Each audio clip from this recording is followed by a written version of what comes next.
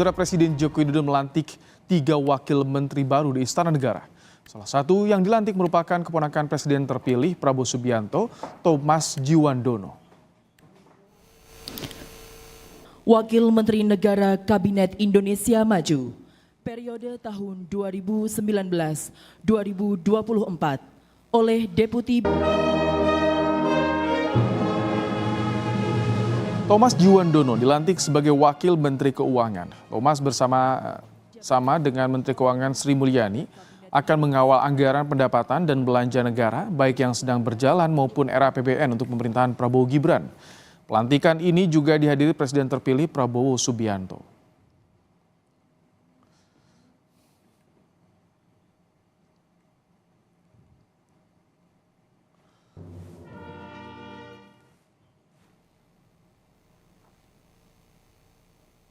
Lalu, politisi Gerindra Sudaryono dilantik Jokowi menjadi Wakil Menteri Pertanian. Sudaryono kini menjabat Ketua DPD Partai Gerindra Jawa Tengah. Sementara Yulio Tanjung dilantik menjadi Wakil Menteri Investasi.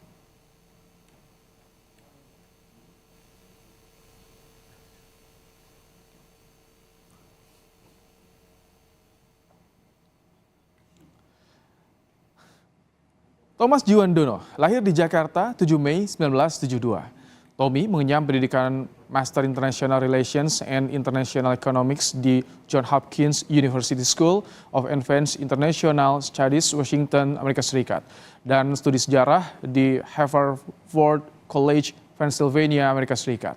Dalam karirnya, Tommy juga menjabat Bendahara Umum Partai Gerindra, tim gugus tugas sinkronisasi Prabowo Gibran, Deputi CEO Arsari Group tahun 2006 dan wartawan Indonesia Business Weekly 1994. Sementara Sudaryono yang dilantik sebagai Wakil Menteri Pertanian lahir di Grobogan pada 23 Januari 1985. Lulus dari IPB, Doctor of Philosophy PhD Finance General 2020 hingga 2023 dan Swiss German University Master of Business Administration 2015 hingga 2018.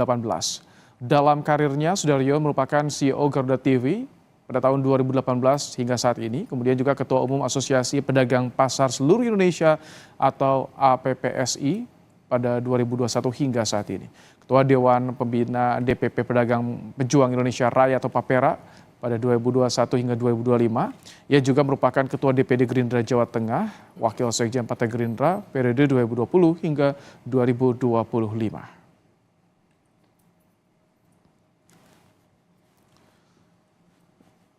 Sementara Yulio Tanjung merupakan ASN di Kementerian Investasi dan Badan Koordinasi Penanaman Modal BKPM sebagai PLT Deputi Bidang Pengendalian Pelaksanaan Penanaman Modal BKPM.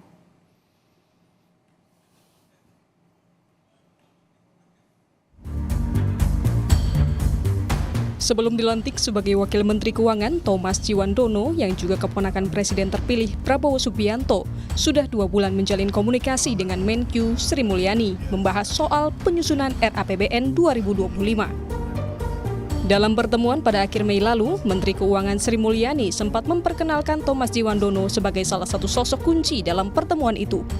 Bahwa Kementerian Keuangan sebagai suatu institusi memang memiliki tugas hari ini yang sangat penting, yaitu menyiapkan RAPBN 2025 yang merupakan instrumen sangat penting bagi pemerintahan, termasuk pemerintahan baru di bawah Presiden terpilih Bapak Prabowo dan Wakil Presiden Gibran akan menjalankan program-programnya. Aku manggilnya Mas sih sebetulnya, tapi kayaknya Pak terlalu tua. Mas Tommy Djiwandono, untuk yang belum kenal, sebagian mungkin sudah kenal beliau. Keduanya kembali bertemu pada 24 Juni 2024 dalam rangka konferensi pers mengenai fundamental ekonomi terkini dan rancangan anggaran pendapatan belanja negara RAPBN bersama Menko Perekonomian Erlangga Hartarto.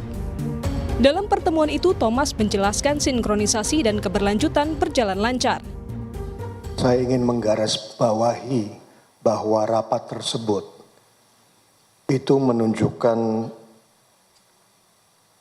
pertama komunikasi dan sinkronisasi yang lancar, tapi lebih penting lagi adalah kontinuitas kebijakan antara Presiden Joko Widodo dan Presiden terpilih Prabowo Subianto.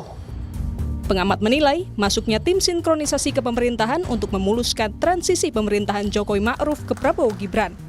Kompromi antara kekuatan Pak Prabowo sebagai presiden terpilih dengan Pak Jokowi sebagai presiden yang akan berakhir masa jabatannya. Oleh karena itu ya perlu politik akomodasi bagi orang-orangnya Pak Prabowo untuk katakanlah dilantik lebih dulu, lebih awal di kabinet Pak Jokowi menjadi wakil menteri.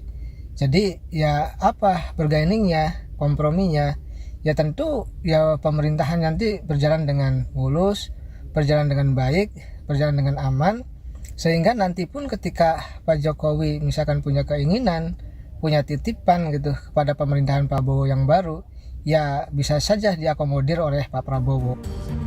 Masuknya Thomas Djiwandono ke Kabinet Indonesia Maju diperkirakan akan memuluskan proses transisi pemerintahan dan menyelaraskan APBN yang sedang berjalan dengan program pemerintahan mendatang. Tim Liputan, Kompas TV. Masuknya orang-orang Prabowo ke dalam Kabinet Jokowi Ma'ruf disebut-sebut akan memuluskan transisi pemerintahan. Selengkapnya, saudara, kita akan bahas bersama Direktur Eksekutif Parameter Politik Indonesia, Adi Prayitno. Selamat sore, Mas Adi. Selamat sore, Baim. Baik, Mas Adi, apakah ini bisa dibilang sebuah kompromi antara Jokowi dan Prabowo demi kepentingan keduanya? Saya tidak terlampau melihat ke arah itu ya, bahwa Jokowi dan Prabowo akan berkompromi soal postur kabinet dan mensinkronisasi kebutuhan politiknya di masa yang akan datang. Tentu itu tidak ada yang bisa membantah apapun, karena selama ini publik taunya bahwa Prabowo ini adalah bagian dari kelanjutan apa yang sudah dilakukan oleh Jokowi selama 10 tahun. Saya justru melihat satu hal yang cukup mencolok dengan dilantiknya 3 wakil menteri sore hari ini, yaitu untuk memudahkan masa transisi peralihan kekuasaan politik dari Jokowi ke Prabowo Subianto, terutama di bidang ekonomi. Jadi tidak mengherankan kalau yang dilantik itu adalah mereka yang sebenarnya secara ekonomi sepertinya menjadi stressing yang cukup diandalkan ketika Prabowo nanti tanggal 20 sudah dilantik menjadi presiden.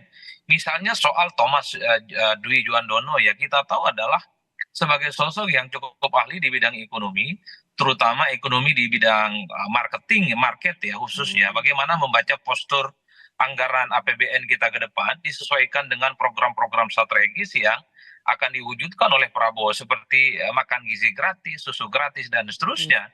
Begitupun dengan Pak Sudaryono yang kita tahu secara portofolio politik memang sepertinya sengaja disiapkan untuk menjadi wakil menteri di bidang pertanian ya, karena memang Sudaryono itu dianggap sebagai anak petani dari gerobokan dan saat ini juga adalah bagian dari pengurus HKTI. Jadi stressing ekonomi ini sepertinya akan menjadi gaya dan di mana ke depan ketika Prabowo sudah dilantik, ini sudah mulai ada transisi yang kemudian mudah sudah bisa dilakukan, sehingga Prabowo dan Gibran itu langsung gaspol, bisa mewujudkan dan merealisasikan semua kepentingan-kepentingan politiknya. Mas Adi, apakah ini hanya sebatas transisi atau ada isyarat nih Jokowi juga berharap ada di pemerintahan Prabowo Gibran nantinya? Kalau saya membaca memang ini sebenarnya untuk mensinkronisasikan, untuk memudahkan, dan mengkombinasikan bagaimana semua hal yang sudah dilakukan oleh Jokowi itu akan dilanjutkan secara total 100% oleh Prabowo dan Gibran. Saya mengistilahkan sebenarnya wakil menteri yang sore ini itu dilantik seperti orang magang atau sedang di ospek sebenarnya untuk membaca bagaimana kebutuhan-kebutuhan di sektor ekonomi khususnya itu dipersiapkan secara matang. Makanya ketika muncul nama Pak Juliot Tanjung ya, adalah sosok karir di bidang BKPM, itu tentu tujuan ke depan. Ketika Prabowo dilantik, bagaimana sektor investasi itu bisa digenjot sehingga investor datang ke Indonesia dan tidak lari ke tetangga sebelah. Jadi ada stressing ekonomi sepertinya yang tapi akan ini diprioritaskan. tinggal hitungan bulan loh Mas Adi, apakah efektif? Karena ini yang 2 yang masuk ini lingkar dekat Prabowo juga nih. Apa yang Anda baca soal ini? Saya kira 2 hal sekaligus. Memang kita tidak bisa menutup mata bahwa ini memang bagian dari sharing power dan akomodasi politik ya. dari orang-orang yang selama ini dianggap cukup dekat dengan Prabowo Subianto, maka nama Pak Sudaryono, Mas Thomas gitu ya, adalah sosok yang cukup lekat bagaimana kemudian diakomodasi dalam sisa 3 bulan pemerintahan Jokowi.